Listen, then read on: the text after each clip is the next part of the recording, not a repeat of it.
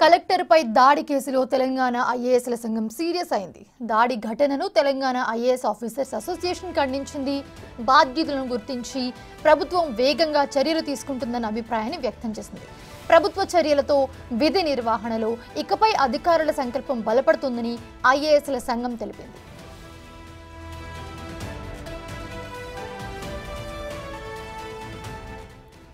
ఇదే అంశానికి సంబంధించి మరిన్ని అప్డేట్స్ అందించడానికి మా ప్రతినిధి హరికృష్ణ లైవ్లో జాయిన్ అవుతున్నారు.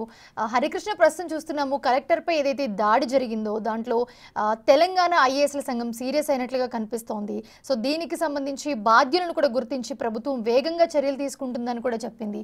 సో ఎలా ఉండబోతుంది? మౌనిషా, వికారాబాద్ జిల్లా కలెక్టర్ ప్రతీక్ పైన జరిగిన దాడిని ఐఏఎస్ల సంఘం తీవ్రంగా ఖండించింది. దీన్ని మేము ఎట్టి పరిస్థితుల్లో ఊరుకునేది లేదు. ఖచ్చితంగా ప్రభుత్వం ఈ విషయంలో కూడా కఠిన చర్యలు తీసుకుంటుందని భావిస్తున్నాము. ఈ నేపథ్యంలో ప్రభుత్వం తీసుకునే చర్యలపైన మా యొక్క విధి నిర్వహణకు సంబంధించి అంటే సంకల్పాన్ని అంటే ప్రభుత్వం తీసుకునే చర్యలపైన అయితే మా యొక్క ఏదైతే ప్రభుత్వం ఏదైతే చర్యలు తీసుకుంటారో ఆ చర్యల మీద అయితే మా యొక్క విధి నిర్వహణలు అయితే ఉంటాయంటూ కూడా చెప్పింది. అయితే ప్రభుత్వం కఠినమైన చర్యలు తీసుకుంటుందని భావిస్తున్నాము. అదేవిధంగా ఎవరైతే దాడి చేశారో ఆ దాడి అందరికీ కూడా మేము చెప్తున్నాము, మీ యొక్క దాడుల వల్ల మేము మా యొక్క సంకల్పాన్ని దెబ్బతీయలేరు. విధి నిర్వహణలో మేము ఎట్టి పరిస్థితుల్లో మా విధి నిర్వహణ సక్రమంగా చేస్తాము. మీరు దాడులు చేసినంత మాత్రాన మా యొక్క సంకల్పాన్ని మేము కోల్పోమంటూ కూడా వారు ప్రెస్ నోట్ రిలీజ్ చేయండి. ఈ మేరకు ప్రెస్ నోట్ రిలీజ్ చేస్తూ జేఎస్ రంజన్ అదేవిధంగా సంజయ్ ఐఏఎస్ కూడా ప్రెస్ నోట్ అయితే రిలీజ్ చేయడం జరిగింది. అయితే మీ యొక్క దాడుల వల్ల మా యొక్క సంకల్పాన్ని దెబ్బతీసే కాదు, మేము ఖచ్చితంగా ప్రజల్లో ఉంటాం, ప్రజాసేవ చేస్తాము, ప్రజల కోసమే మేము ప్రజా ఉద్యోగాల్లో జాయిన్ అయ్యాము. ఈ క్రమంలో కూడా గతంలో కూడా చాలా సర్వేలు నిర్వహించాము, కానీ ఎక్కడ కూడా ఎలాంటి దాడులు జరగలేదు. ఈ దాడి మాత్రం ఖచ్చితంగా ప్లాన్ ప్రకారమే జరిగింది. ఖచ్చితంగా అధికారం ఎవరికి శాశ్వతం కాదు. అధికారంలోకి ఇప్పుడు ఉంటారు, కొన్ని రోజులకు అధికారం కోల్పోతారు, కానీ అధికారం ఎవరికి శాశ్వతం కాదు. అధికారం కోల్పోయినంత మాత్రాన మీరు ఈ విధంగా చేయకూడదంటూ కూడా ఆగ్రహం వ్యక్తం చేసిన పరిస్థితి అయితే కనిపిస్తుంది. ఈ ఘటన విషయంలో ప్రభుత్వం చాలా సీరియస్గా తీసుకుంటుందని భావిస్తున్నాము. అయితే గతంలో కూడా అనేక సర్వేలు నిర్వహించాము. అభివృద్ధికి జరుగుతుంది కాబట్టి ఖచ్చితంగా పరిశ్రమలు గ్రామాన అంటే ప్రస్తుత కాంగ్రెస్ సర్కార్ ఏదైతే అభివృద్ధి ఖచ్చితంగా గ్రామాలకు వెళ్ళాలి. ఆ నేపథ్యంలో కూడా ఫ్యాక్టరీలు గ్రామాల్లోకి తీసుకునే క్రమంలో కూడా అక్కడక్కడ భూసేకరణ ఖచ్చితంగా అవసరపడుతుంది. ఆ విధంగా గతంలో కూడా అనేక సార్లు కూడా సర్వేలు నిర్వహించాం. సర్వేలు నిర్వహించిన ఇప్పుడు కూడా ప్రజాభిప్రాయాన్ని చేద్దామని చెప్పేసి ప్రజల్లోకి వెళ్ళిన సందర్భాలు అనేక ఉన్నాయి. అయినా కానీ సరే ఎప్పుడు ఇలాంటి సంఘటన చోటు చేసుకోలేదు.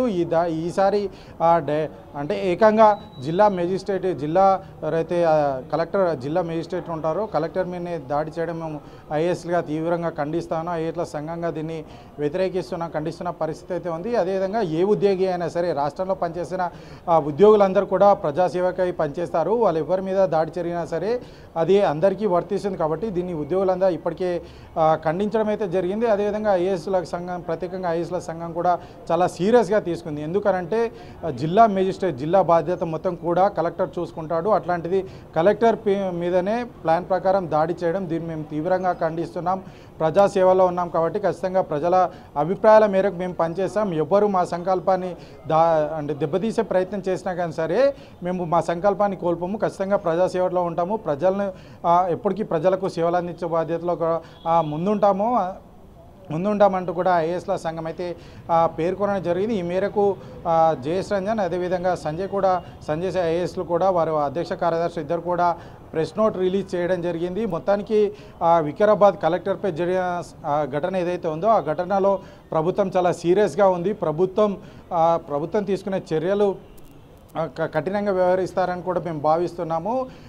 ఏదైతే దాడి చేసిన వారికి ఒకటే చెప్తున్నాము, మీరు దాడి చేయడం వల్ల మా యొక్క సంకల్పాన్ని మా విధి నిర్వహణలో ఉన్న మేము ఒక ఏదైతే సంకల్పం ఉంటుందో ఆ సంకల్పాన్ని దెబ్బతీసే ప్రయత్నం చేశారు, కానీ మేము సంకల్పం కోల్పోము, ఎప్పటికీ ప్రజాసేవలోనే ఉంటామంటూ కూడా ప్రెస్ నోట్ అయితే నిర్ణయించింది. ఈ మేరకు మొత్తానికి చూసుకుంటే ఓవరాల్గా అంటే ఘటన ఎప్పుడైతే జరిగిందో అప్పటి నుంచి కూడా అన్ని శాఖలకు చెందిన ఉద్యోగస్తులు అయితే ఈ ఘటనపై సీరియస్ వ్యక్తం చేశారు, ఆగ్రహం వ్యక్తం చేశారు. ఎందుకంటే ఎందుకనంటే ప్రజాసేవలో మేము ఉంటాం, ప్రజల కోసమే పనిచేస్తుంటాం. కానీ మాపైన దాడి చేయడం ఏంటి, ఏదైతే అభిప్రాయ సేకరణకు వచ్చినప్పుడు ఎవరైతే భూమి కోల్పోతున్నారో లేకపోతే ఇంకా వేరే విధంగా ఏదైనా కన్సెప్షన్ అంటే ఏదైతే వారికి